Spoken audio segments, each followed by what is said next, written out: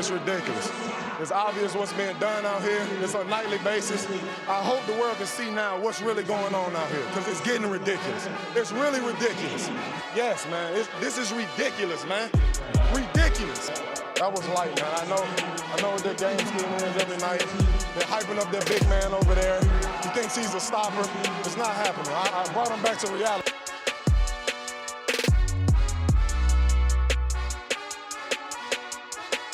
Welcome to the first episode, the very first official episode of the Play for Keys podcast. I'm your host, Greg does, my other co-host here, my host, whatever you want to be pronounced as. I am Jackson.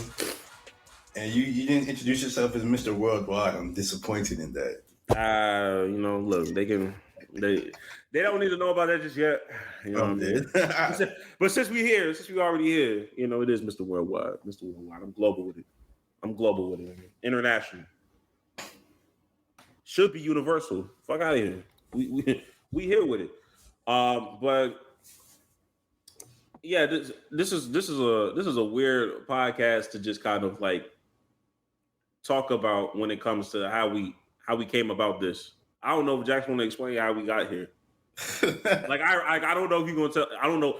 I want to know what he says for real. I really want to know. You want to know what I think, or on how our, I guess, journey? Is this a journey? Nigga, this is definitely a journey, nigga. We've been doing this shit in April, nigga. We have. No, nigga, it's been April, nigga. Man. But no, one day I was just in the car driving and I was just listening to a podcast and I was just like, we're better than this. Like, we can do this better than them. This is getting very ridiculous. This is what I said. I called Greg and I said that. And then we were just like, man, we should start a podcast because all these other people, they suck, bro. We could be so much better than that. And then we just been practicing ever since, and now we finally rolling it out. Okay. Well, he just gave you the PC version of what he really wanted to say. Because I'm gonna tell you what really happened. Since he's not trying to really talk about it for real. He FaceTimed me. This nigga rarely FaceTimes me for real. Like, he don't do this shit for real. So when he FaceTime, it's like, okay, it's some serious shit. That nigga came in like, hey, yo, did you see this shit? Yo, hey, did you see what the fuck just happened? You see, we're not gonna say the nigga name because I fuck with the nigga content personally. That nigga really do be doing this shit. Bro, you heard that nigga that was on this big ass platform that we not gonna talk about because we value what we got going on here. This shit is ridiculous, bro. Like, we better than these niggas, bro. Like, hey, look, I don't know about us individually. But together, nobody better than us together. Bro. That nigga went on the rant. It was ridiculous. And I was like, yo, I was at work. Like, nigga called me, bro. I feel like rant is a strong word. It was a rant, yo. I don't give a fuck, bro. That was a rant. Because I was ranting with you. I was like, yeah, you're right. I get it. And I was definitely at work, so I couldn't really talk how I really wanted to talk. But at that point, it was just kind of like, yeah, we got to do something about this. We got to stop bullshitting. Because that's all it really was. Like, we really felt like had we like taken this shit seriously years ago. We should have been? Like we should have been. We would have been definitely on a different level, a different platform. I don't know what was taking us so long about it. I think we were just... I don't know. We were stupid. Yeah, I think we're like the most inconsistent niggas of all time. I stand by that. When we are on our shit, bro, we're second to none. But and then we said we were gonna stop BSing, and then we continued to BS. Oh, for sure. For like another 2-3 months. We started this podcast. It was like, hey, yo, look, we gonna start this shit in enough time to still talk about the playoffs and stuff. Like we want to make sure that the playoffs start, and we're talking about the playoff throughout the whole thing. We don't want to start in the off season. Here we are in the off season. Nah, nigga, deep into the off season. No, it's only 2 weeks or 3 weeks, I guess. Nigga, we just passed the draft, nigga. Like The draft be 2 weeks after the season, bro. We about to start summer league, nigga. It's finna be July. All right, yeah, you're right. But we're here. We're here. But we're here, and that's the important thing. For sure. We make this podcast with the expectation of, hey, yo, this is a podcast for casuals. I think the word casual gets overused, and I don't think it's really a bad thing to say. Most of you niggas are casuals. That's okay. That's fine. There's nothing wrong with being a casual. There's nothing wrong with seeking out information and learning new shit. This is a safe space for you niggas. Will we still clown you? Absolutely. 100%. But 100%. But this is still a safe space for you to learn and understand what's going on. So when we talk about certain trades that's going on, we can break it down for you where it makes sense, even when it doesn't make sense. We can tell you how this Warriors trade makes sense. But it at the end of the day, it doesn't make sense. No. We'll make it easier for you to understand what they were trying to do. Yeah. So that's basically what it's all about. I don't know if Jackson wants to add anything to it or if I just fucked that shit up, or whatever. But no, you were at first when you started. I was like, oh my gosh, what is he doing? But he started cooking. You started cooking at the end. Oh yeah, that's it. So yeah, this is for everybody to gain just a better understanding of all the stuff that's going on. Really, rather quickly, go ahead and tell niggas about your sports background, not just sports background, but like how you got into sports, like what influenced you to really lock in sports. I mean, like I've just honestly always just loved sports, bro. That's literally it. Like. It was just a good way to bond with people. And then watching sports too is cool because, like, as you grow up, as you get older, it's not many. I don't know. It feels like it's not much stuff that you can be like, oh, that was cool. Like, it's hard. Like, I don't know if it's a pride thing or whatever, but it's hard to admit that stuff is cool. But like with sports and stuff, that's something that everybody knows. Like, it will always be fun to watch and always enjoyable because it's just competition. And I've always felt like that, and that's what made me really want to lock in and start focusing on sports and stuff, growing up, watching Cowboys games, because I'm the only sane Cowboys fan it feels like sometimes, and then transitioning to basketball and watching Thunder games because Kevin Durant was just cold, bro. Like, it made me want to lock in, and that's why I locked in. Yeah. So basically, you're a Cowboys fan and an OKC Thunder fan. Yeah, very weird combination. Especially as somebody who's never even been to Oklahoma, but it is what it is. Yeah, that's interesting. That's very interesting. For me, I'm gonna keep it real with you. I was around football at a young age, but I hated that shit. I ain't gonna lie. I did not like that shit. I thought the shit was boring. I was in an era where these niggas there was not Patrick Mahomes type niggas yet. Niggas was not airing out the football like that for real. Them niggas loved the running game.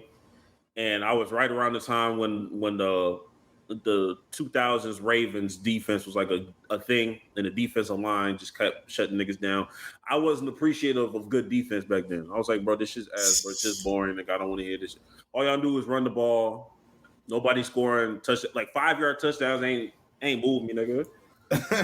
Like I was like, that's why I went straight into basketball. And that nigga T-Mac, when he went to the Rockets, I'm a Rockets fan. Man. That nigga T, when he came through, that's when I was like, okay, I'm locked in. I'm locked the fuck in with basketball. And then football, that came a little bit later, like middle school, honestly. Middle school, it was one particular person that had me like, I'm locked in. And that was Adrian Peterson. When I saw Adrian Peterson for the first time, that nigga had me ready too. Like, I was too tall to do running back for real, but he made me like want to be a running back for real. And Adrian Peterson probably your height anyway. He like that nigga 6'2", was 6'3", bro. Which is insane to think about, like during this day.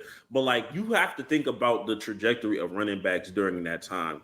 Like, bro, Arian Foster, Maurice Jones-Drew, Lashady McCoy, Adrian Peterson, Jamal Charles, Chris Johnson out of the Titans.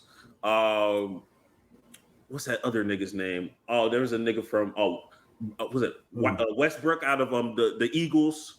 Oh, Brian Westberg or some shit like that. Yes. There was just a plethora of like just cold ass running backs that was coming through, and that's when I started locking in for real. I ain't gonna lie to you.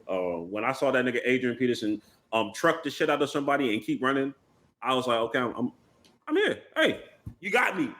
I started playing middle school football right then and there. Made the A team. I was like, all right, bet cool. I wanted to be a running back. Them niggas said, put 3 figures in the dirt, nigga. You're a defensive end. You're an edge rusher, nigga. I don't know what this running back dream you thought it was, but it's not gonna happen. Not what it is. I'm a long distance kind of speed, consistent speed, nigga. That burst kind of shit. Nah, that wasn't me. I don't know where I thought I was coming from. Oh my gosh. I had that like long star receiver speed though. Like if I juke a nigga right, he can't catch it. He couldn't catch it. But like from a running back perspective, I don't know what I would do if I ever saw you juke somebody. I just roll them. Hey man, look, hey, you thinking about me now? You gotta think about me back then. Me back then was a dog. I ain't gonna lie to you. All right, bro. Anyways. Yeah, and I was that nigga in basketball, but I knew in basketball I wasn't gonna make nothing. But like, I don't know if you had the same shit. Did you have niggas at your school that like they just thought like they was really finna make it for real? Like, did you really think niggas had? I had some. I thought they was gonna make it too, and then they just didn't make it. And I was like, dang. No, but did you have? Or maybe it's just because I was in Houston. Like Houston basketball was like. There was some cold niggas, so you knew the niggas that you knew was really gonna make it for real. Like De'Aaron Fox was in my tournament, so I knew what was really finna be out there, and I knew at my school there was nobody that could touch that nigga, the Harrison twins, or De'Aaron Fox, or shit. Even Brittany Griner was up the street from me. So like when niggas be talking about they was finna go to the league, my shit was just like my motivation was to let them know you're not making it to the league. Because I played in the band. I played the saxophone, nigga. If you can't beat the nigga that plays saxophone, you're not beating De'Aaron Fox. If you're struggling with me, you're not going to the league. You're not going D1. Pack your bags up, buddy. Like find a D3, go into coaching. Like I was really there to crush niggas' dreams. For real. Because I already knew I wasn't gonna make it. That was me. That's being a hater personified, but I respect. Oh, for sure. I was a hater for sure. But look, I feel like they appreciated it in the long run. Like, hey, look, I let you know like early that you wasn't gonna do no shit. I didn't let you go all the way to senior year and make it seem like you had some real offers. No, bro. You're doing a service to humanity. Nigga, my defense was crazy, nigga. I don't even want to talk about my defense, yo. That shit was hacker. I was 94, Mr. 94 feet, nigga. Mr. 94. 94. Them niggas was annoyed at me, yo. Oh my gosh. But speaking of 94 feet, we got a whole lot of basketball and stuff to talk about. And this is an NSO podcast. We forgot to mention that. Now, will we tell you what NSO means? No, we will not. I'm glad you said that because I was definitely finna say that shit. I was finna say it. I ain't gonna lie. No, we will not say what it means because. But if you know, you know. If you know, you know, and that's that on that. But like I said, we got a whole lot of basketball to talk about, and like I mentioned earlier, it is June 24th, meaning the finals then happened, and we meant to talk. We were supposed to be talking about that by now, but like, hey, look who we have though. If you know, you know. But it's only us, nigga. What do you think? You're right. But anyways, the Nuggets, simply put, were just too good. You know, they beat the Heat in 5 games. I'm glad that he was even able to make it to 5. So what were some of the things you took away from the finals? Some of the things that I took away from the finals, one of the things was Jimmy Butler. Got to put a lot more respect on Jimmy Butler's name. 1,000%. His resume is impeccable, bro. Like it's like for him to not be on like any regular season awards because he doesn't give a fuck about the regular season. For him to be in 3 straight, or was it 3 straight Western Conference Finals? No, not 3 straight. Eastern, but I mean Eastern Conference Finals, not 3 straight. 3 out of the last 4. 4 years, because I think the 2021 season they didn't make it. 3 out of the last 4 Eastern Conference finals appearances, 2 finals appearances in the last 4 years. It made me understand. I mean, I already knew this, but I feel like a lot of people wanted to make it seem like that Miami's run in the 2020 bubble was a fluke. Nah, Jimmy Butler is just him. So yeah, I mean, I'm going to talk more about them than I'm going to talk about the Nuggets, because I don't give a fuck about the Nuggets. I don't give a fuck what y'all niggas talking about. You can't really say nothing about the Nuggets because it's just simply like they're just. They're them. They're them. They're good, bro. Like, Jokic is too good. Jamal Murray's too good. Aaron Gordon's too good. Michael Porter Jr. is too good. Mike Malone's too good. And yeah, bro. That's all you got to say about the Nuggets. What you fucking do, my nigga? What y'all want, a cookie? Y'all got the championship. Y'all got to play. Y'all got a parade. Y'all got everything. A parade was in your city. I don't have to talk about y'all niggas. I'm gonna go talk about Jimmy Butler though. And all those niggas. Shout out to Stephen A. Smith for disrespecting some of these niggas. Particularly Gabe Vincent. Back 2 years ago, this nigga Stephen A. Smith was going crazy on the Nigeria team because Nigeria beat the USA team. Gabe Vincent was on that Nigeria team at that time. Fucked up that nigga's name too. I don't know how you fuck up a name like Gabe Vincent. No, he was going. His name was Gabe Namdi on the Nigerian team. Well, like they have Gabe Namdi Vincent. You feel me? But it's like, okay, how do you fuck up Namdi, nigga? I don't. It's not a like name, bro. That's not out of all the names for It's a very simple name. It sounds how it looks, bro. It's very, very cut and dry, nigga. So I don't know what that was about. But Gabe Vincent is him. The podcaster. Duncan Robinson stepped up. Max Strus. They did all this shit without Tyler Hero and Victor Oladipo. Y'all had Kyle Lowry, Kevin Love last minute gave you some key contributing points, and we got to put a lot of respect on Eric Spoelstra. Niggas don't talk about Eric Spoelstra. I mean, they talked about him this postseason, but he don't be talked about like in the realms of Greg Popovich and Steve Kerr all the time. I think he's the best coach in the NBA. I believe so too. Yeah. But what do you think? Yeah, for sure. What can the Heat do to improve? What do you think they can do? You know that answer. I think everybody know that answer. I think go get Dame. I mean, like I don't know why. And this is my thing. When they lost the first play-in game, Miami, when they lost the first game to Atlanta, there was a statement that came out. It was a big report that came out. They said, regardless of what happens with this playoff run, major changes are going to happen with the roster. But I don't think, of course, niggas didn't think that they would go to the finals. Like, I don't even think Pat Riley understood that they was going to go to the finals for real. The changes still need to happen too. But the changes, like, don't double down on it. Like, changes still need to happen. Do what the Warriors should have done earlier. You have all of these great pieces. They're at their highest value. Trade them now. Trade Duncan Robinson now if you can. He really rebuilt his reputation because before Duncan Robinson was just like on the bench or whatever. Hella DMPs, bro. Hella DMPs making $90 million. He came back in the finals and started driving to the hoop. I was like, Duncan Robinson? That's what I'm saying, bro. Like that. And I'm not under the situation that these niggas are going to continue to get better. Trade these niggas now and get you the star piece that you need. Jimmy Butler can do the rest for you. And you can go ahead and go get Dame. We talked about Dame, but there's another point guard who Dame is annoying in the decisions he's making with his whole will he won't they thing. But the most annoying point guard right now is Ja Morant doing dumb stuff. But he was suspended for 25 games by the NBA, which honestly is not that bad. I thought it was going to be worse. 25 is not that bad. 25 is kind of like the corporate American answer to all of this shit. It gives him enough games for him to not qualify for any postseason awards, which kind of takes money out of his pocket, I guess. That does suck. It's probably more that whole aspect probably makes it worse than I was talking about it. But still, I don't think 25 not that crazy. Yeah, 25. Well, let's say it like this: 25 was not enough for Adam Silver to be doing the things he was doing by prolonging all this bullshit. Adam Silver.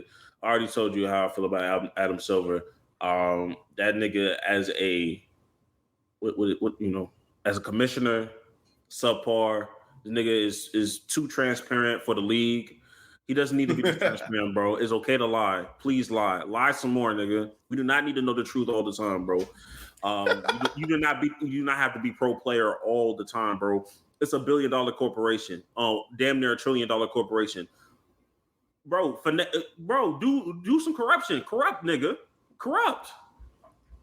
Do some corrupt shit, bro. Like just it's a part of the game plan. Stop trying to make it seem like you are, holier and trying to be the new model of what it needs to be. Bring back that David Stern shit, bro. He's trying to increase like the reputation of the league to make it like more people love it around America and everything. But honestly, it'll never reach. I don't think it can ever reach the NFL unless the NFL just completely ends, which it won't happen.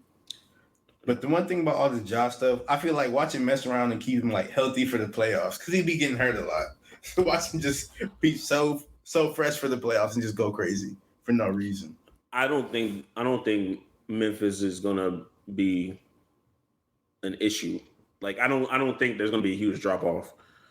Regardless if it was 25 games or 40 games or 50 games, I think the Memphis Grizzlies would still be in playoff contention, regardless of whenever Ja Morant came back. I don't think Ja Morant moves the needle to a certain degree, but he's not the end all be all. They still have a good team around them. They still have some good pieces.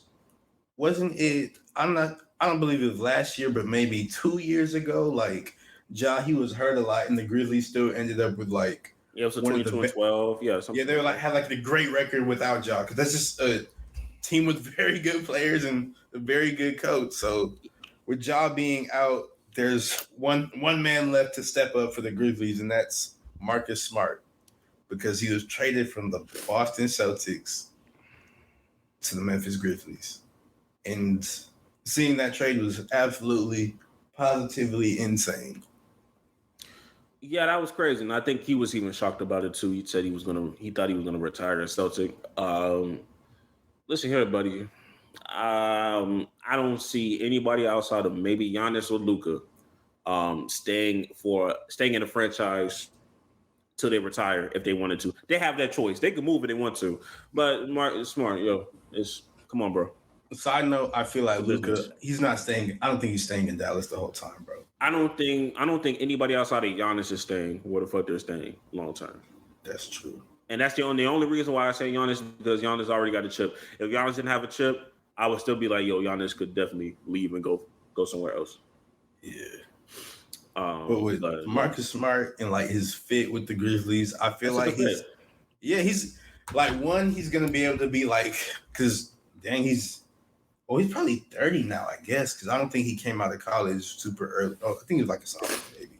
But he's been in the league for a good minute, so it's crazy to think about, to me at least. But he's really like the seasoned veteran of the team. He's going to bring that like maturity level and toughness, and he's going to he's never averaged more than like 13 points, but his defense is he's won Defensive Player of the Year, his defensive steals, all that's been pretty good. Even though last season it was a slight drop off, but even a slight drop off is still good when you talk about Marcus Smart. Yeah, and I think that what people don't really talk about is the Grizzlies. Like they were ranked third in defensive efficiency last season, behind the Cavaliers and the Celtics. So when you add somebody of defensive prowess like a Marcus Smart, that only elevates what you got going on. And he's a coach, and he's a culture enforcer. Yeah. So whatever culture that they're trying to implement, he's going to be at the forefront. Nobody's going to check Marcus Smart on that team. Everybody's going.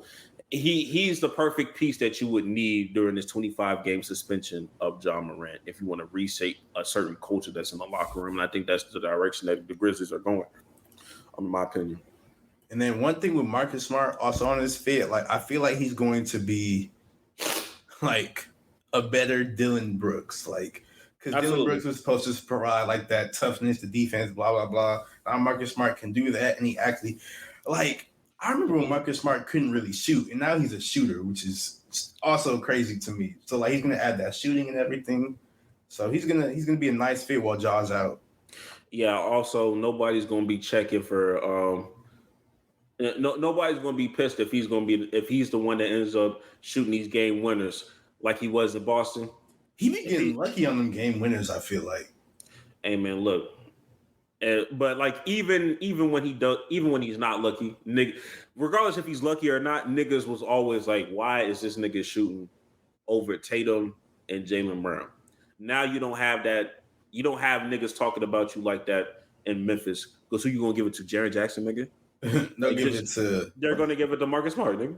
What's the other shoot? I cannot think of his name right now. Wow. Oh, Desmond Bain? Yeah, Desmond Bain.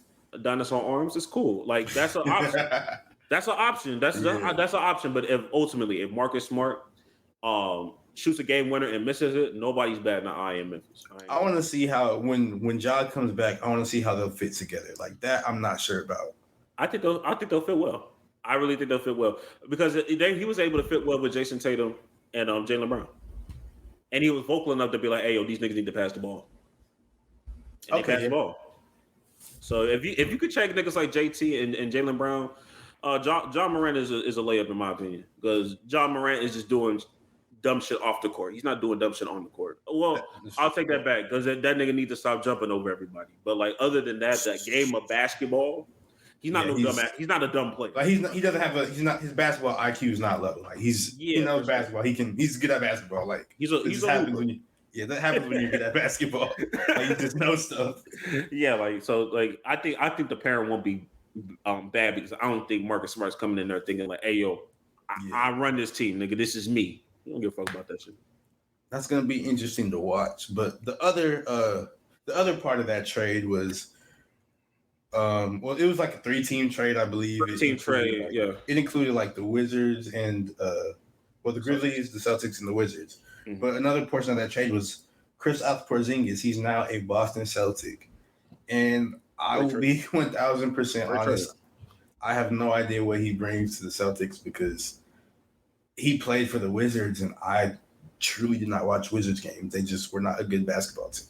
And last time I saw Porzingis when he was in Dallas, he wasn't that good. So he wasn't that good because Luka and Porzingis just couldn't coincide with each other. It was just hard. And they had Rick Carlisle that was an old school mentality kind of guy. And Luka just couldn't work with that nigga. Damn near can't work with anybody for real, if we be honest. That's another situation. Low key. For another day. But Porzingis, injuries kind of robbed him of what could have been for him for his ceiling, but his floor is still high enough to really contribute to a team like the Boston Celtics, where he's not going to be the first or second option. He'll be the third option. And he can, from a defensive perspective, pairing him up with Robert Williams, that's definitely a plus. Although you had to give up Marcus Smart, I think that's a B- kind of trade. Mm-hmm. We already said with the Boston.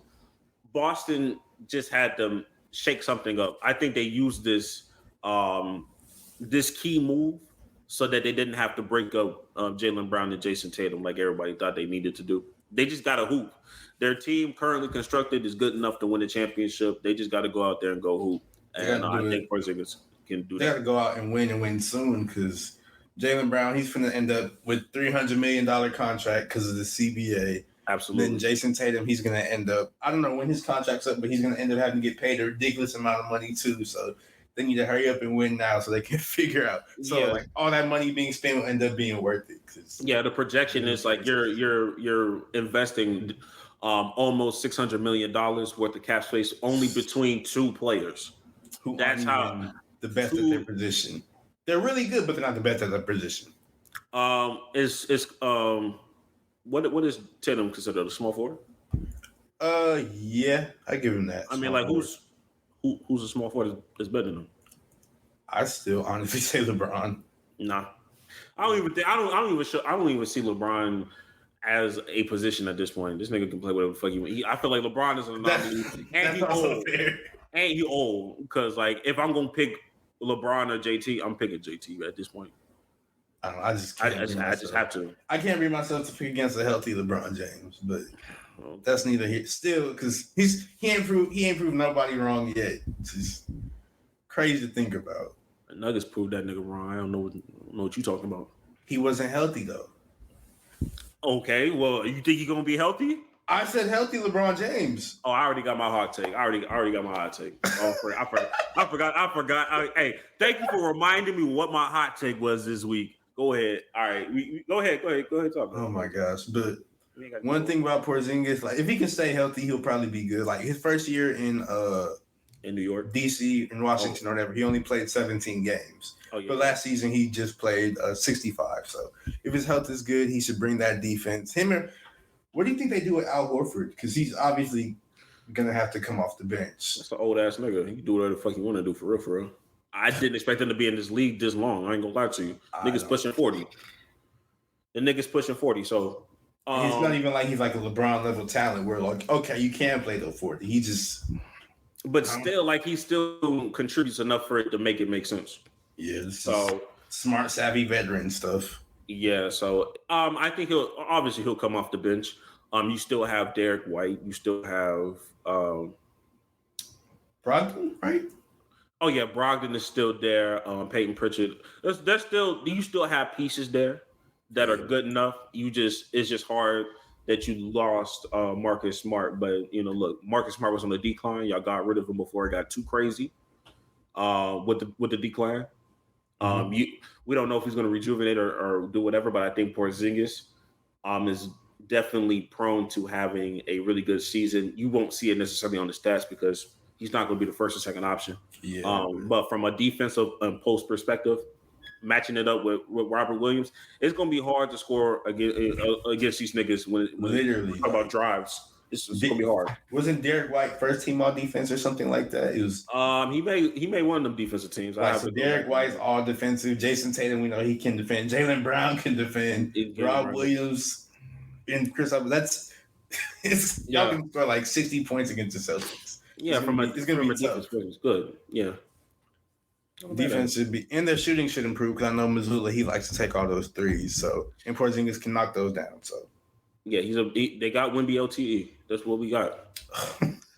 Wemby light, honestly. Wemby light being older than Wemby is crazy. Man, just goes to show you. And he a better shooter than Wemby. But another trade that happened is Bradley Beal, or another trade involving the Wizards. All these trades really involve the Wizards. But yeah. like the Wizards they're doing a lot. They got busy. Technically, yeah, for sure. But yeah, Bradley Beal is now a member of the Phoenix Suns, and I do not like that. I have no idea what. Like, Bradley Beal, he's a good player. He's gonna fit because he's a good player. But he's really just a bucket getter, which I'm not mad at that. Like, I think those are needed on teams. People can just straight score, but what else does he add? They don't. Like, Phoenix needs scoring, yes, but they need. Like, they couldn't win in the playoffs because they just didn't have enough players they didn't have enough NBA caliber players. Like, I feel like they just need more depth. And the Bradley Beal situation, it still leaves them lacking a point guard and like a wing who can play more defense. So it's just, I'm not the biggest fan of that trade. As currently constructed, this shit looks horrible, in my opinion. But if they continue to do some things in the off season, it could get a little bit better. I guess shout out to the owner that if this is what he wants to do, I guess. But what you have, 3 players on the roster who all averaged 20 points per game last year on the same team. I think niggas are kind of overrating what star power can do. And this quote unquote super team type of thing. This is not a super team. I want niggas to understand this shit. This is not a super team. I feel like the super team is built better than this. A super team. Like, I think people don't understand. A super team doesn't require a trade. Super teams is strictly free agency because you're adding something without losing anything. When you trade to go get a superstar, that's not a super team. You have no depth anymore. Mm-hmm. And the only niggas, and what these niggas, all 3 of these niggas, all average over 20 points a game. In the history, there's only been one team that's ever won an NBA title with 3 players on the roster averaging 20 points on the team, and that's the 2017, 2018 Golden State Warriors. And these are not those. These are not those niggas, and y'all need to understand that Sean Livingston was still coming off the bench. You still had niggas like what's that nigga's name? Marcus Space. There were some other niggas on the team. Marie Space. Marcus. Oh god, Marie Space. There were some other niggas on that bench. Let's understand that there was a time where Boogie Cousins was coming off that fucking bench. Like that's a super team. This right here is not no super team. That as currently constructed, they're not better than the Warriors. I mean, not the Warriors. Well, no, I think we'll get to the Warriors a little bit. I meant to say the Nuggets. I was as currently constructed, you're not better than the Nuggets. I don't know if any team is. This is the weirdest way to go all in. And on top of that, what you decided to do was give up CP3, Shamit, 4 first-round pick swaps, and 6 second-round picks going all the way in to 2030. I hope you understand that LeBron James Jr., Bronny James will be a vet before it's time for you to get your own first-round pick again. Bryce James will probably be in the NBA.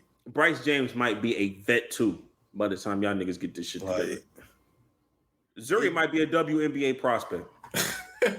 I ain't gonna lie to you. None of this makes sense as far as team building. Like, it's just the owner. He's new. He has money. He wanted to spend it. So, hey, I guess. But one thing, I feel like if they really want to create some depth, something to make the team better, I think they need to trade DeAndre Ayton, which they should have been done, or they should have at least let him just walk in free agency.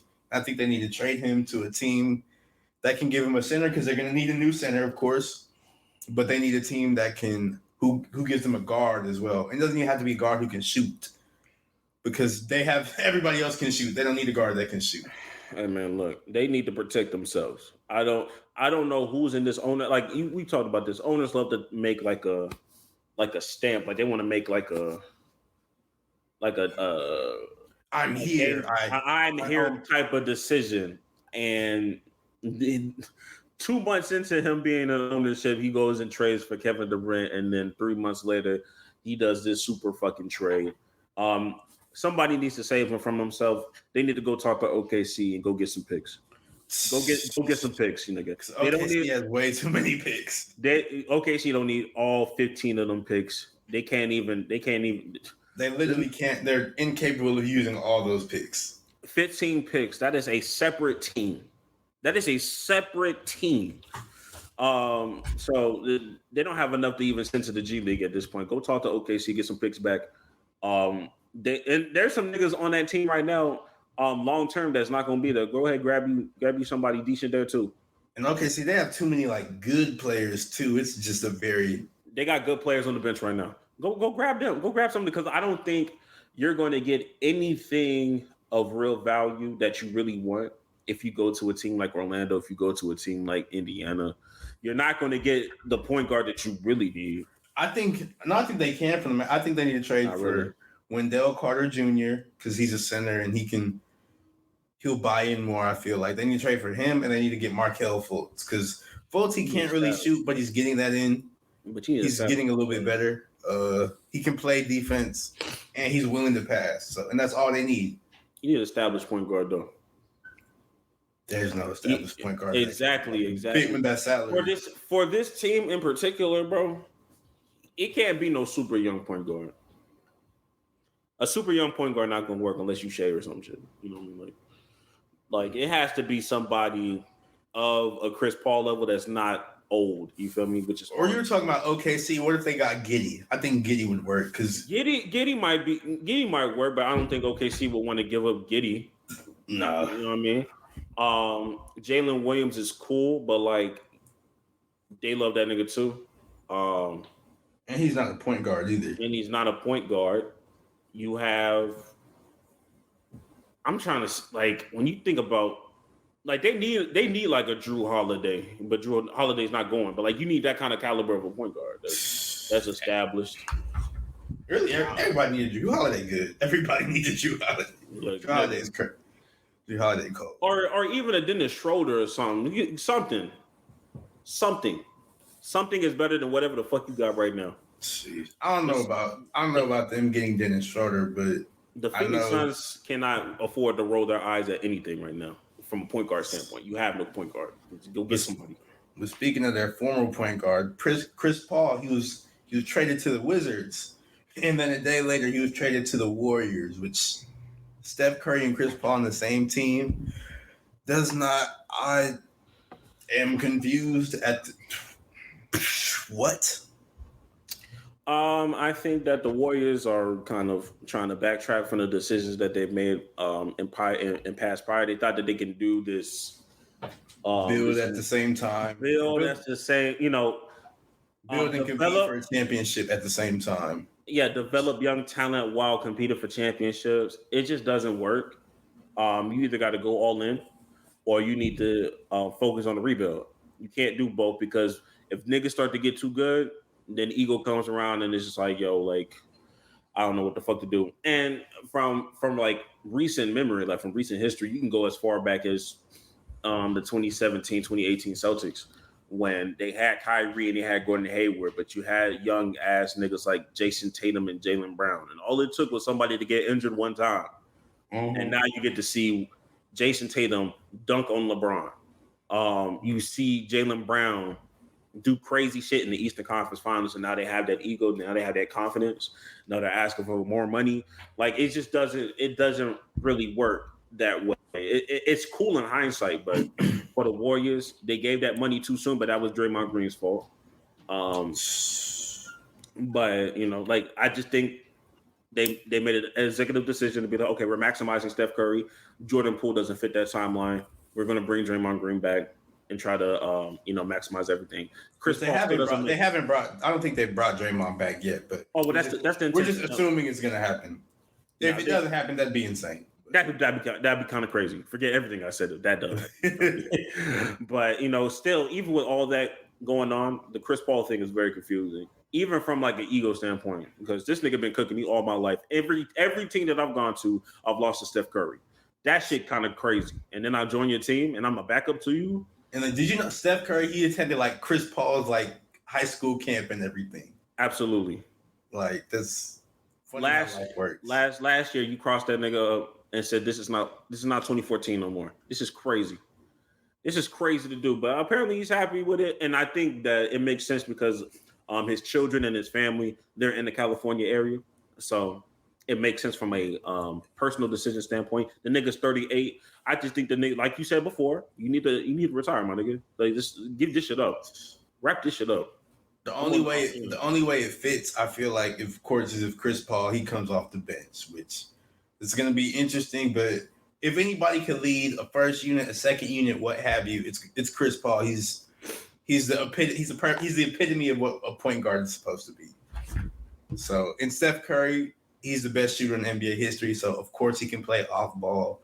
So this fit is going to look very interesting, and I would like to see it. It's either going to go really good or really bad, and I would like to see it. That's all I got to say. But and also, we talked about all the trades. Jordan Poole, he's also a Wizard, but it's nobody like. I mean, shout out to Jordan Poole. Like, he's gonna have fun up there. Yeah, I don't. They were saying some weird shit like, you're gonna have he finna be hooping around them Howard girls, and that nigga finna go for 30 a night. I mean, like, the Wizards have no expectations. They have no expectations, so it can happen. But shout out to the Wizards, because they've been kind of like teetering like this. Halfway in, halfway out kind of thing. Like, I'm glad that they're finally committed fully to like the rebuild. Like, they need, like, speaking of committed, Damian Lillard and the Portland Trailblazers, they need to figure out who they're committed to. Trailblazers need to figure out if they're committed to Dame, if they're committed to a rebuild. Dame needs to figure out if he's committed to the Trailblazers, if he wants to win a chip. It's so much going on, and he's being difficult, and he's doing all this extra stuff. And he needs to make a decision. Does he want to stay? Does he want to go? And if he stays, what does that look like?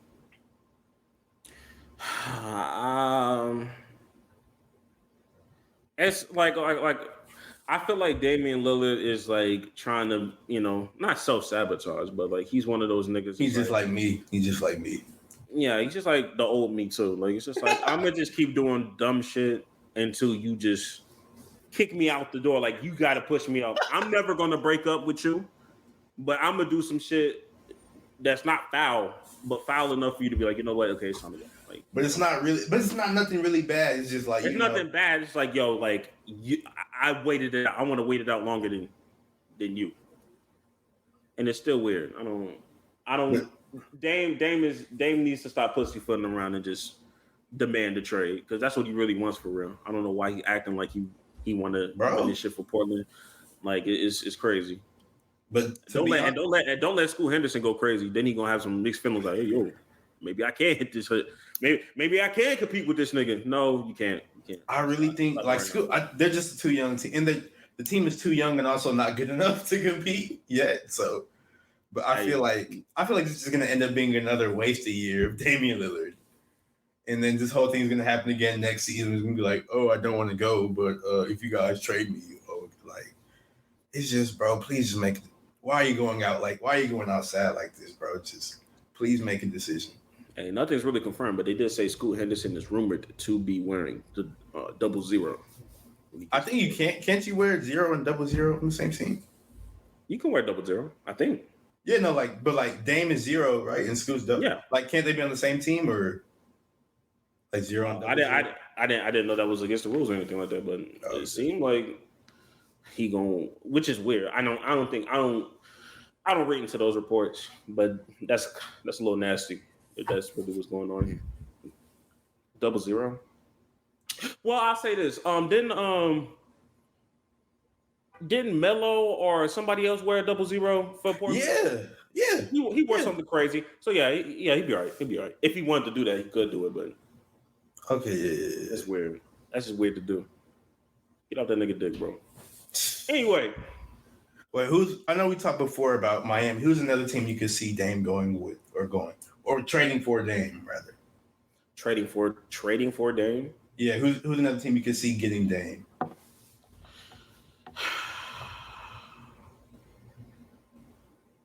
For it to make sense, I mean, maybe LA if they really wanted to hit that hole for real.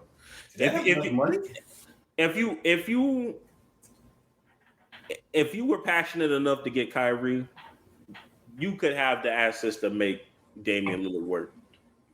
Because they kept saying that they wanted Kyrie for like the longest, and then they ended up fucking with D'Angelo Russell enough for it to not make, okay, we're good without it. And they made the Western Conference Finals. But like if they really wanted to go get Dame, I feel like they have enough young pieces to make it make sense. The Warriors, they have enough to make it work. They just got Chris Paul. It'd be 5 guards on the court. No, you trade Chris Paul. Nigga, you get that nigga out. And then Portland can justify it with, hey, yo, we gonna have Chris Paul mentor this nigga Scoot for the next generation like he did with OKC. And look how good Shea came out of it. Like they can convince themselves to make that shit work for Chris Paul's still trying to win. I don't think it's gonna happen, but yeah, I don't think it's gonna happen either. Especially if he really wanted to win, should have went to Denver again. That's just me. If you want to just be a backup point guard for somebody, just go be backup point guard for them niggas over there in Denver.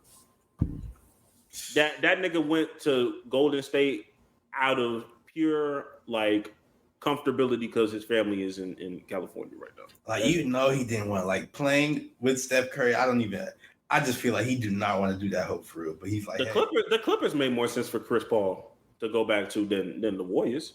Man. But it's literally just popped in my head while I was thinking, and this might sound like a nasty trade, but what if Dame ends up on the Timberwolves? Like the Timberwolves just give Karl-Anthony Towns to the Trailblazers, and Dame is on the Timberwolves. That would never happen. It's never gonna happen. But and they still not competing with that. With who? The Timberwolves or the Timberwolves not competing with Anthony Edwards and Dame? That's cool. That's just another CJ and Dame. CJ was small. CJ was small guard. Anthony Edwards like 6'6", and I think next season he's gonna take off for real. First of all, that nigga 6'4". No, he's not 6'4". He grew, bro. He grew. I'm so serious. He grew. Yes, I'm dead ass. Oh, that's good for him. All right. That's good for him. Dame Lillard, Anthony Edwards, Austin Rivers. I mean, hey, I'm not like when it's you have Rudy Gobert. Like they don't need Rudy Gobert and Cat. One of them has to go. And I don't think Gobert's contract. I know Cat has a big one, but I think Gobert's contract is like also it's big and sort of weird to trade. So I feel like I mean, I just think at this point it's kind of weird. It's weird to move Dame to just anywhere, based off of what Portland wants back in return, and Damian Lillard truly competing in the postseason. It's just really hard to figure out the perfect marriage outside of Miami. Miami makes the most sense, but like I don't know any other team that beats out Miami. If Dame wants to compete, he can't. If he wants to compete for, he can't do it in the West because the West is way too good. So he's gonna have to go to an Eastern team. Yeah, he'll have to go to an Eastern team. It probably will end up being Miami. Like has to be Miami. It's not gonna be Boston. It's not gonna be who else is competing out there? I don't see that nigga in Milwaukee. I don't think it just couldn't happen. I don't think that could truly happen. Yeah, you're right. Like Dame would fit and do amazing on all these teams, but we're just saying like this just wouldn't happen with him in Milwaukee or him in wherever. Yeah. It just he's good enough to fit on any team, but it's like unless he goes. Well, no, New Orleans in the West too, so never mind. It has to be Miami. It's Miami or bust, really. I feel like if you really want the championship. Yeah, he pussyfooting around though. You feel me? Yeah. He could really expedite this process. He's just really like I said, I think he's going to start the season with the Trailblazers. I think he's going to start the season with Portland. He's going to go back and forth with Scoot. Scoot going to do something amazing. He's going to be like, let me just wait it out the whole season. And then March is going to come and he's going to realize his team is ass. We're not going to the playoffs again. And then maybe finally he will request or demand a trade like he should have done 2 to 3 to 4 to 5 years ago. Yeah, he should have done that a long time. Long ass time ago. It made more sense. Were they in the bubble when they played the Nuggets and Dame went crazy and they still lost? Like yes. I probably would have requested a trade after that because I just dropped 50. I made like 8 threes back to back, and we still lost because I just simply did not have the help. Yeah, I'd probably request a trade then. I guess our time here is done, unfortunately. Like, bro, come on, yo. Your second best player, Al-Farouq Aminu. Come on, bro. Let's not let's be serious with ourselves, nigga. Like, this is not running away from the grind. This is not. I don't know what you want to call this shit, Dame. But and this is also Portland's fault because Portland had 13, 14 years, 12 years of Dame. To just figure out some pieces for Dame. If Dame is your focal point, like you after LaMarcus Aldridge left, it's just like you did not give this nigga anybody but CJ McCollum. And CJ McCollum was good, but he's not good enough to be the second best on the championship team. He's not tall enough, bro. You need like you tried to sell the team. You tried to sell your fans to Zach Collins, Al-Farouq Aminu, old ass Trevor Ariza with dreads, Carmelo Anthony with old braids, like the small braids. Like, look at the niggas you decided to bring in. And I know that Portland is not an attractive city or franchise to go to, but when you have Dame, make it happen. Make it work, nigga. Like, all they needed was just a good wing when Dame was in his prime. Because Dame, he's still good, but I don't believe this is his prime no more. He's like sort of at the end of it, at least. He's at the end of his prime. Yeah. He can still give you 60, but it's like, yo. When he was right in the middle of his prime, if they just had a good wing, they could have done it. Nah, but then again, they're going against the Warriors. Okay, that's cool, but like you decided to draft niggas, and you understand that drafting niggas take time. You decided to draft Anthony Simons at the age of 18, like 17 going on to 18. And they also weren't really good drafts in the first place. Like Anthony Simons, he ends up being good. He ends up being good, but he has to develop 3 or 4 years before you even see what's going on. And by the time he's that nigga, it's like, bro, like year 12 or whatever. Year 12, year 13, when you should have just packaged that pickup and package Nurkic up because Nurkic he good, but he ain't that good. Go get you somebody great, nigga. That's what I can really applaud the Houston Rockets for doing back in the day with James Harden. Them niggas did not give a fuck about no first round picks. We'll give you 4 first round picks. Go get Dwight. Go get Chris Paul. Go get somebody. You know what I mean? Like they at least attempted to utilize and maximize as much as James Harden could. You possibly be. Portland. I don't know what that nigga was on. I don't know what them niggas was on.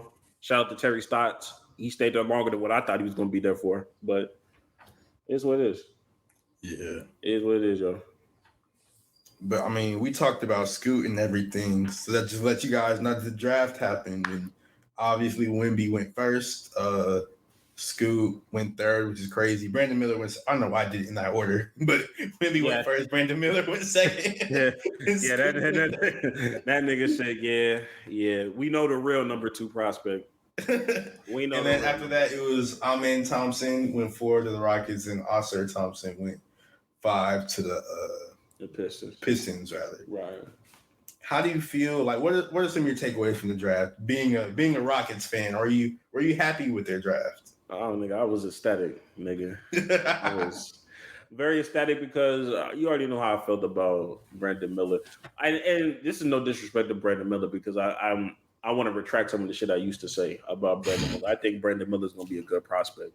I just thought that what the Rockets needed, he wasn't going to get maximized to the best of his abilities being a Houston Rocket. That might change over there in Charlotte. But shout out to them niggas that was booing him. That shit was crazy. Bro, like that whole fan base booed that nigga, bro. Be for real, bro. That's crazy. That's crazy, my nigga. When stuff like that happens, I hope the player always ends up being good and then just leaving in free agency, just leaving them. It's like some JJ Watt type shit. You feel me? That shit was kind of crazy. But I think there's 2 things that kind of specifically for Brandon Miller. Once I started looking at this high school film, it made sense that he got the Paul George comparisons. But I would say the Charlotte Hornets was in a win-win situation here. Regardless if they picked Brandon Miller or Scoot Henderson, I just thought that Scoot Henderson was going to be, the better prospect. But I also believe that Brandon Miller's floor is good enough to the point where he's going to be a day 1 starter. He's going to be an impact player from day 1. And we already and I'm gonna give Michael Jordan a little bit credit here because normally I'd be knocking that nigga heavy when it comes to bad draft picks.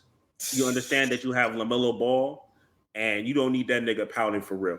You just saw what happened when the Sacramento Kings ended up drafting Tyrese Halliburton while still having De'Aaron Fox. They ended up giving Tyrese Halliburton up anyway. You know what I mean? When you draft Scoot Henderson, you draft him with the expectation that, hey, yo, one of you niggas is leaving, you're basically battling for your spot. That's basically the because they're not going to coincide with each other. They're just not going to. They both need the ball. Yeah. So it was one of those things where Michael Jordan was like, okay, this is going to be my last pick. I'm leaving with no controversy for real. Just go ahead and get the safe pick. This is the DeAndre Ayton pick of this draft. Of like, yo, you really can't miss with him, but you do have higher upside with other niggas on the thing. So I'm not mad about the Charlotte Hornets, and I hope Brandon Miller does well.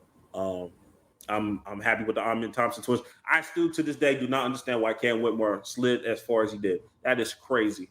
For you to be the he was ranked like 4th or 5th best prospect. Yeah, it was supposed to be like Detroit was supposed to get that nigga, but they ended up getting Asar Thompson, which I'm not mad about. Yeah, he's also still good. So, but that's just a testament of how deep this draft was. This draft was really, really good. I think that regardless of him sliding down, this is one of the first few seasons where I've seen every team. It seemed like every team got the player that they really wanted.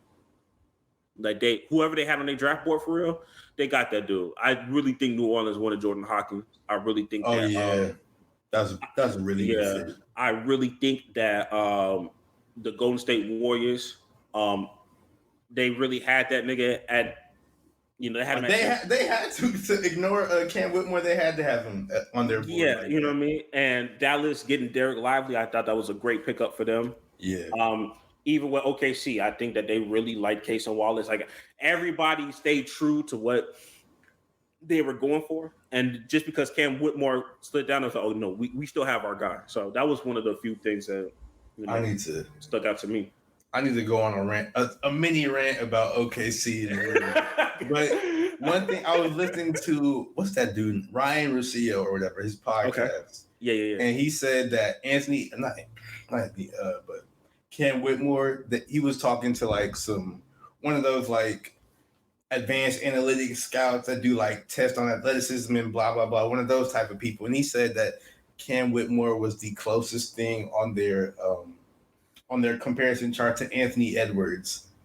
And in my head, I was just thinking, like, what if Cam Whitmore just ends up being rookie year Anthony Edwards, like as good as Anthony Edwards was in his rookie year? Like that would just be crazy for the Rockets. Yeah, and it's like a low risk, high reward kind of ordeal because you only spent the 20th pick. You didn't have to trade up to go get him. Yeah. So the Rockets really, they went 3 straight years getting the steal of the draft, in my opinion. In 2021, they got Operation Goon.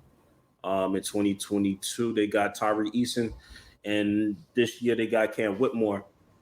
So as much as these Rockets niggas be talking about how we never get the first pick and all that stuff, and all that shit's rigged anyway. But you see, got that nigga on board with it, bro. Got that shit on. That nigga was skeptical, but like once I explained it to him, he understands now. But ultimately, if you're able to get the steal of the draft 3 straight years, in my opinion, I feel like that's a great consolation prize to get. They got to do something with it, though. Exactly, and I think that I'm more confident than ever because I have Ime Udoka, and if Ime Udoka is supposed to be this nigga that's supposed to be who he is, we'll be competitive within the next 2 to 3 years. I think that this next year, this first upcoming year, it's gonna be hard. It's gonna be hard for these niggas to get his concept because even the Boston Celtics, it took them 4 or 5 months, like until after the All-Star break for them to get it clicking. And those are way more talented players and way more established players in the league, and they still had to adjust to that. So it's gonna be a learning curve for sure. But I truly think that we have the pieces to get this shit done. I think it's gonna be cheap though. That would be a good thing. But, hey, Rockets tickets cheap. Get them. Go to these games while it's still cheap, bro. Because once these niggas is up, bro, it's gonna be a different kind of thing. I tried to get a Boston Celtics ticket and back in December when they played the Rockets, and these niggas, the nosebleed was like $175. I was like, against the Rockets, nigga, I can't go. I don't know what it is when you play LeBron, nigga. Oh, God damn. No way. So yeah, go ahead. You see these $6, $7, $8 tickets, bro? Take advantage of it now, bro. Because I'm in a state right now. I'm in a tri-state area where tickets is tough right now, nigga. It's tough. I need to go see OKC play, but my mini rant for them is like they have a very good problem right now because they have good players, but they have too many good players. And people say, "Oh, that's a good problem to have," but there's no such thing as a good problem because it's still a problem. They have too many good players and too many draft picks. They need to, like OKC, they don't need to do anything right now. They could, if they keep the roster as constructed, they could like win it or be legitimate championship contenders like 2 years from now, even next year. But they need to trade for like a superstar or something because they have too many picks. They have like 15 of the next. And it's always about choosing the right people, like keeping the right people. Like you're gonna get rid of some of these young people, but you get rid of the wrong one, and then they explode and they become like a superstar, and it's like, damn, okay, she had these niggas. That's literally what happened, nigga. That's literally what happened with James Harden. You don't want to repeat that, so I feel like that's why these niggas are holding on to things a little bit longer than what they probably need to do. Just to kind of wait it out to see like what the projection is for a lot of these niggas. Because Jalen Williams came out of nowhere for me. And I was like, you see, that's the type of nigga that'll bite you in the ass later. He dang near won rookie of the year. It's like that. Jalen Williams, and all these players are like under 25. Shea averaged 30 points a game. Lou Dort, one of the best defenders in the NBA. Giddey is just cold. He can't shoot, but he can do everything else as a point guard. And he like 6'9", 6'10". Jalen Williams, one of the J-Dub, he was damn near rookie of the year. Isaiah Joe is just a cold 3-point shooter. Kenrich Williams is a floor stretching 4 or 5 type. They still have Chet. It's just like, and they drafted Keshawn Wallace.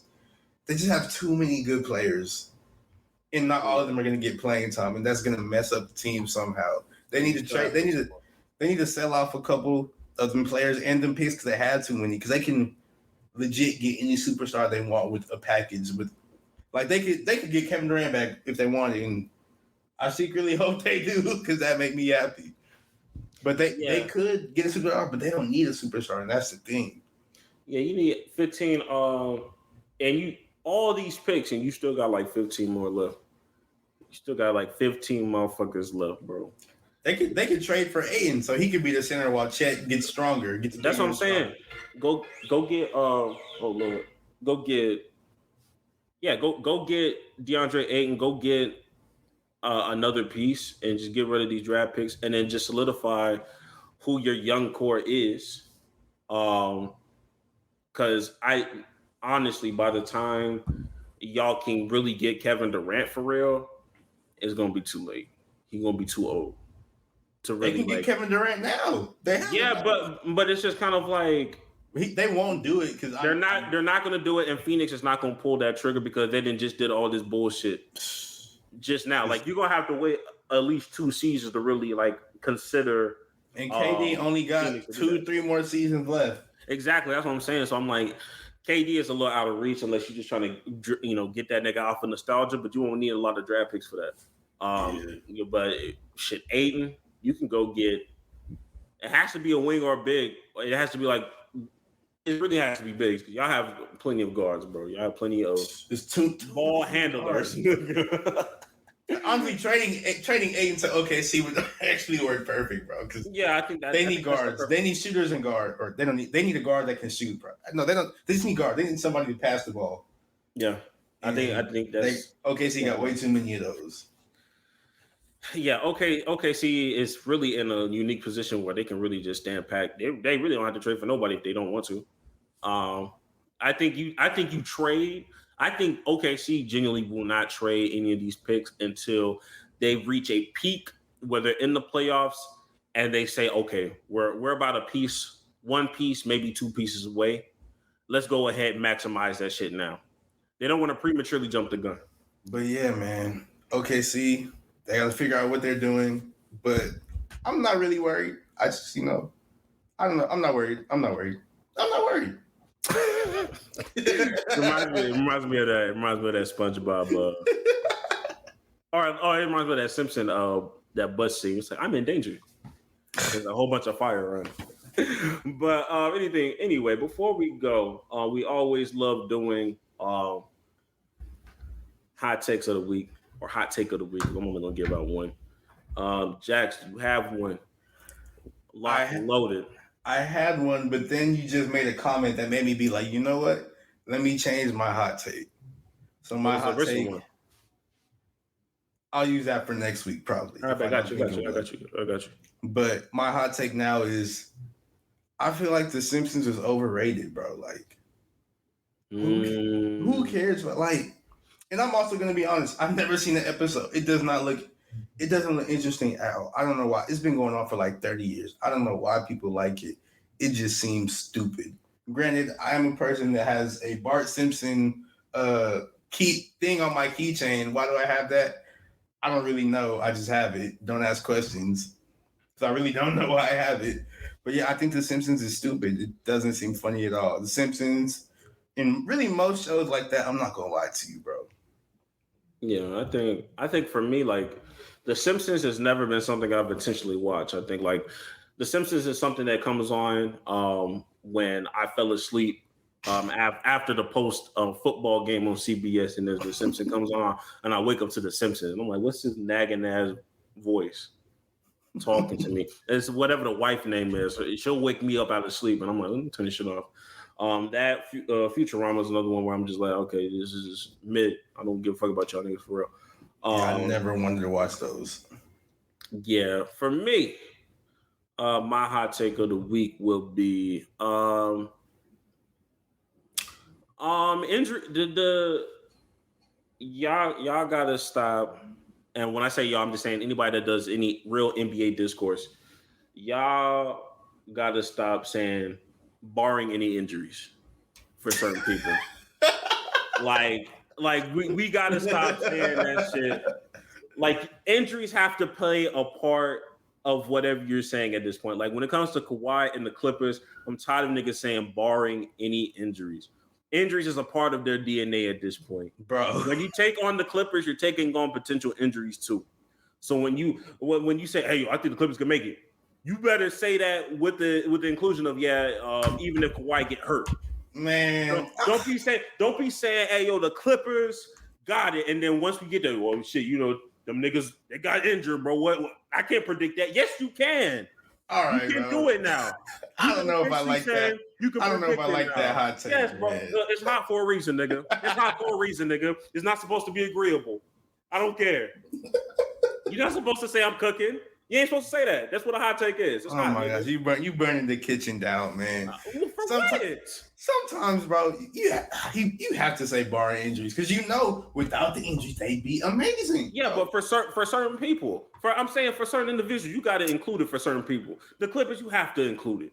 Stop saying the Clippers could go all the way every year, and every year they get injured. But they can go all the way if they just don't get hurt. Well, when it's time to bet, when it's time to put money on the table, stop making that your caveat, yo. If they help you, nigga, you might as well just get your money back. Just keep your money, bro. They don't put $50 on the table saying they're gonna go all the way barring any injuries. All right, bro. Watch next season. It's the first healthy season ever, bro. That's the safest bet ever. They're gonna blow that bitch up anyway. And I'm not saying that. And I didn't mean to use the Clippers as an example. That's just the first thing. I get what you're saying, though. But like anything, like some of these people that they're so injury prone that you got to say, "Hey, yo, look, you got to include it in here." Like, yo, stop saying that shit. Like you said, the Clippers, and you gonna ride or die with them regardless of what happens. You believe regardless of what happens, they're gonna make it. That's what you gotta say. Now, freak injuries like Steph Curry breaking his shit. Or whatever, Lonzo Ball happened to him. That's barring injury. That's a real barring injury. But Chris Paul, this fucking hamstring, I'm not trying to hear that shit no more. He old. He needs to retire. Stop saying, "Hey, Chris Paul finally gonna get that ring." No, he's not. But go ahead. You know what I mean? Like I'm just tired of seeing Chris Paul on a fast break. His upper torso moves up first. But his hamstring is still staying where it's at. That nigga got hopped down on the fast break and he was already close to I'm tired of seeing it, bro. Bro. That's my hot take. Man. That's my hot take, yo. I stand on it. I respect it. I'm not mad at it. Actually, I am mad at it. You are mad at the nigga. You are mad at the nigga. Right. But before we get out of here, man, make sure that y'all follow us on our new platform on Instagram at the Play for Keeps Pod, 4 with the number 4 on it.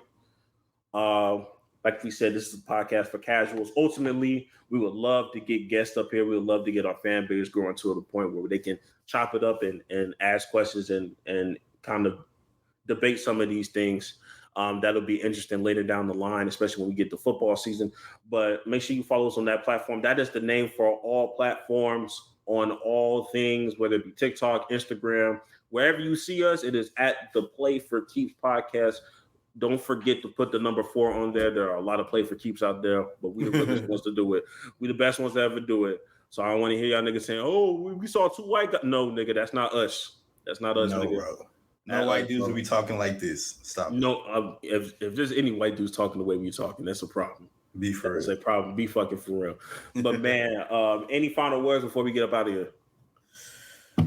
Man, a long time coming. We finally got it started, bro. Finally got it started. I'm excited for it. Hopefully the fan base is ready for it. But yeah, like we said, this is still a work in progress, nigga. We are far from perfect. This shit gonna be ass. We're gonna be on episode 30, and we're gonna be like, yo, you remember that first episode we did? We'll probably listen to this and be like, oh my gosh, this was terrible. Yeah, that's how progression works. No matter how far the journey is, you always have room to grow. So I'm glad that some of y'all are going to be experiencing this for the first time and really experiencing this journey with us in real time. So that I'm really grateful for that. So man, without further ado, man, this is the conclusion of the first episode. Make sure y'all like, subscribe, follow, do all those things. And without further ado, peace out. Peace.